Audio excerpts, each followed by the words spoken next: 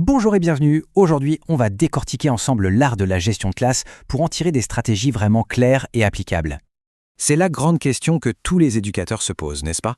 Et la réponse, eh bien, ce n'est pas une formule magique. C'est plutôt un ensemble de compétences très précises qu'il faut maîtriser. Alors, tout de suite, il faut sortir de l'idée que la gestion de classe, c'est juste de la discipline. Non, c'est bien plus que ça. Il s'agit de construire un véritable environnement, un cadre positif où l'apprentissage peut vraiment prendre son envol. Et pour y arriver, tout commence par un changement de perspective, un changement dans l'état d'esprit de l'enseignant. C'est vraiment le point de départ fondamental. Ici, on voit une distinction très nette. D'un côté, il y a l'enseignant qu'on pourrait appeler dominateur, celui qui est dans le contrôle, le cours magistral, et de l'autre, le facilitateur. Lui, son rôle, c'est de guider, de collaborer, de mettre l'élève au centre de tout. C'est une philosophie complètement différente. Ce qui est intéressant, c'est que la réussite d'une gestion de classe ne commence pas le jour de la rentrée. Oh non, elle se prépare bien en amont, sur des fondations qu'on bâtit avant même l'arrivée des élèves. Cette approche, qu'on appelle proactive, ça veut dire quoi concrètement? Eh bien, ça veut dire penser à l'aménagement de la salle pour pouvoir bouger, être proche des élèves. Ça veut dire anticiper les difficultés possibles dans une leçon et déjà prévoir un plan B. C'est vraiment être prêt à tout pour que les choses se passent bien. Au final, on se rend compte que tout est interconnecté. C'est un peu comme un tabouret à 3 pieds. Une gestion de classe solide, un enseignement de qualité et des attentes élevées pour les élèves. Si un des pieds manque, tout l'édifice devient bancal. Passons maintenant à un moment absolument crucial. La première semaine. C'est là que tout se joue.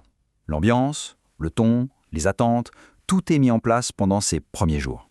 Trouver le bon équilibre, c'est tout un art. Il faut être accueillant, bien sûr, souriant, mais en même temps poser un cadre ferme et clair dès les premières secondes.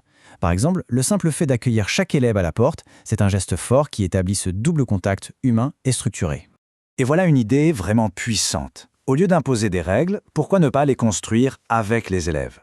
Quand ils participent à l'élaboration de ces règles, ça change tout. Ce ne sont plus les règles du prof, mais nos règles. L'appropriation est immédiate et le respect aussi. Ce qui nous amène à ce point essentiel, la cohérence. Une fois que les règles sont établies, elles doivent être appliquées. Toujours. Ce ne sont pas des suggestions, c'est le contrat social de la classe, le cadre sur lequel tout le monde s'est mis d'accord. Mais et si le meilleur outil de gestion de classe n'était pas une règle ou une procédure? Et si c'était tout simplement une bonne leçon? Une leçon tellement captivante que les élèves n'ont ni le temps, ni l'envie de perturber. Pour maintenir cette attention, il y a une sorte de règle d'or. Pas plus de 15 minutes d'enseignement frontal. Au-delà, l'attention chute. L'idée, c'est d'alterner, de passer rapidement à une activité où les élèves sont actifs. Ça évite l'ennui et donc ça prévient beaucoup de problèmes. Les signaux non-verbaux sont aussi des alliés incroyables. Un simple doigt sur les lèvres, une main levée, c'est discret, ça ne coupe pas le rythme de la leçon, mais ça permet de réguler l'ambiance de la classe de manière très efficace.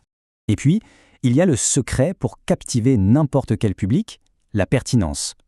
Quand un cours fait écho à la vie des élèves, à leur centre d'intérêt, à leur quotidien, alors là, l'apprentissage prend une toute autre dimension. La compréhension est meilleure et les distractions s'effacent d'elles-mêmes. Bon, on arrive à la dernière pièce du puzzle, c'est ce qu'on appelle la boucle de rétroaction. En gros, comment on vérifie que les élèves ont compris et comment on réagit de manière constructive quand ça dérape. La fameuse question « Est-ce que tout le monde a compris ?», on sait bien qu'elle ne marche pas vraiment. Une technique bien plus maligne, c'est le bilan minute. Une petite question écrite à la fin du cours, c'est rapide et ça donne des informations précieuses. La première question, c'est « Quelle est la chose la plus importante apprise aujourd'hui ?» Ça force les élèves à synthétiser, à identifier l'idée clé de la leçon. C'est super efficace pour la mémorisation. Et la deuxième question est aussi importante. Quelle question reste en suspens? Là, c'est une mine d'or pour l'enseignant. Ça permet de voir exactement où sont les blocages, ce qu'il faudra revoir au prochain cours. Maintenant, parlons des moments où ça ne se passe pas comme prévu. Il y a une distinction capitale à faire entre punition et conséquence. La punition, c'est une sanction. Point.